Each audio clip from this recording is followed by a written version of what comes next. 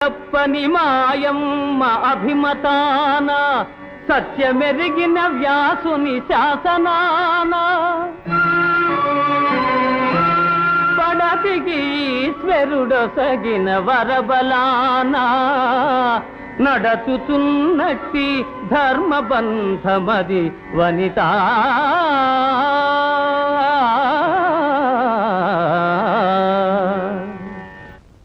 నీవు ఈ ఆచార బంధాలను మరచి నా ప్రేమానుబంధం అర్థం చేసుకోవాల్సిన మనం అమరులు. మనది నరనారాయణ సంబంధం. నీవు నరుడవు, నేను నారాయణ సంబోధనం. నన్ను స్వీకరించు. అజ్ఞానంతో మాట్లాడు. తండ్రి కూతుల పొంద అనుచితం, అసంగతం.